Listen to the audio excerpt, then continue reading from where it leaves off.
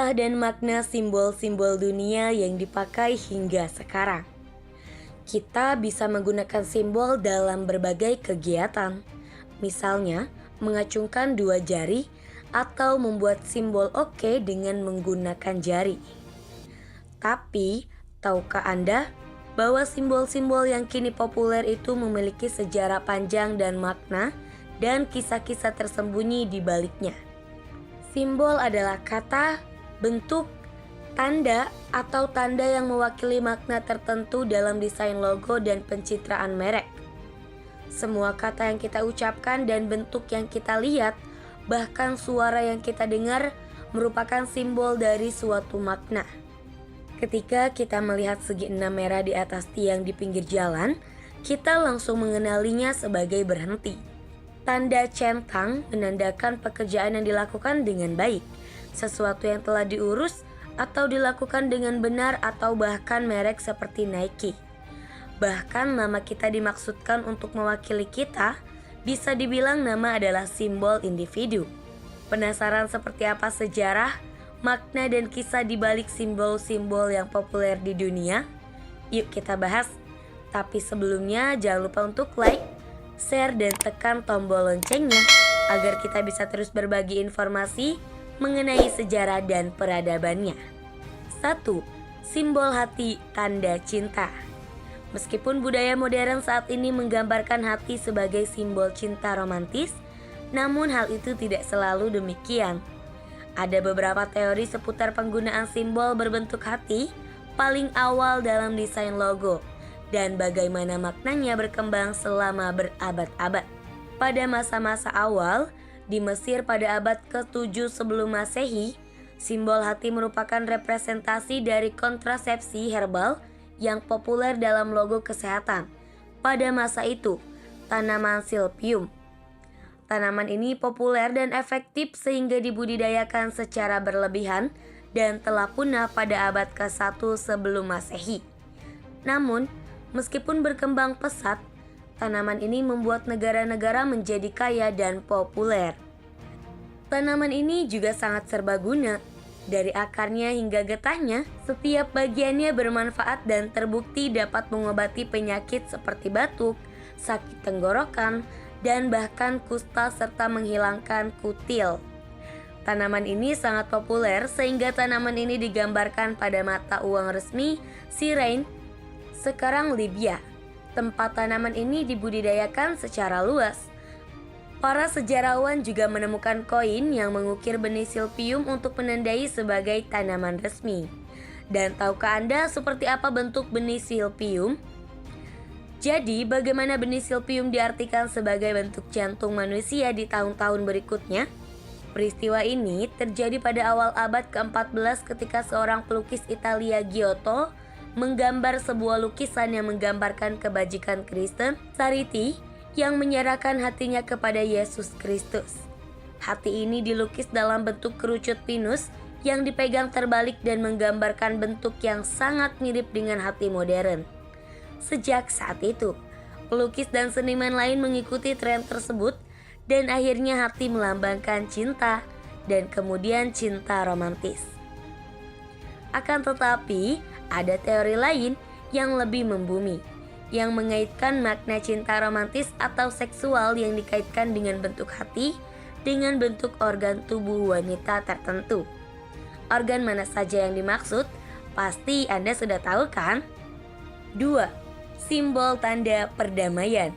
Tidak seperti simbol-simbol yang telah kita bahas sejauh ini, simbol perdamaian merupakan tanda yang cukup baru dan modern. Maknanya juga tidak terbantahkan dan dikenal luas.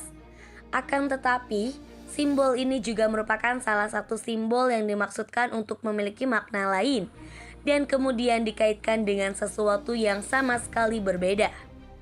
Akan tetapi, dalam kasus ini, kedua makna tersebut tidak terlalu jauh berbeda dan dapat dipahami sebagai hal yang sama. Jadi, apa yang sekarang dikenal sebagai simbol perdamaian internasional pada awalnya dirancang sebagai logo kampanye untuk gerakan anti-nuklir yang dimulai pada 1950-an. Pada tahun 1958, desainer dan seniman Inggris Gerard Holtom didekati oleh kelompok perdamaian Inggris yang terkenal, yang memperjuangkan perdamaian dunia dan memperjuangkan diakhirinya perlombaan senjata nuklir. Mereka menginginkan simbol visual yang dapat mewakili gerakan dan tujuan mereka. Logo tersebut langsung menjadi terkenal dan segera diadopsi sebagai tanda universal perdamaian dan anti perang oleh para aktivis, organisasi, dan kelompok perdamaian di seluruh dunia. Saat ini, ia menjadi salah satu simbol yang paling dikenal luas di dunia dan menghiasi spanduk, kaos, logo, dan segala sesuatu yang berkaitan dengan harmoni. 3. Dua jari simbol tanda kemenangan. Seperti kebanyakan tanda dan simbol, gestur ini juga memiliki banyak makna asosiatif dan setidaknya beberapa cerita asal yang menarik. Beberapa orang menganggapnya sebagai penghinaan, sementara yang lain menganggapnya sebagai tanda kemenangan. Semuanya tergantung ke arah mana telapak tangan Anda menunjuk saat Anda membuat gestur tersebut. Tanda V juga digunakan untuk menunjukkan angka 2 dan juga memiliki makna dalam berbagai bahasa isyarat. Mengenai asal-usulnya, sebuah legenda umum mengklaim bahwa tanda itu muncul selama Perang 100 tahun sebagai tanda keberanian dan perlawanan Inggris terhadap Perancis. Menurut legenda, para pemanah Inggris memiliki keterampilan yang sangat hebat, sehingga mereka dapat menghancurkan seluruh formasi musuh hanya dengan menggunakan busur panjang mereka. Keterampilan dan ketepatan mereka membuat Perancis jengkel, sehingga setiap kali seorang pemanah Inggris ditangkap, musuh akan memotong jari-jarinya yang memegang busur, telunjuk, dan jari tengah, sehingga membuat prajurit itu tidak dapat menggunakan anak panah.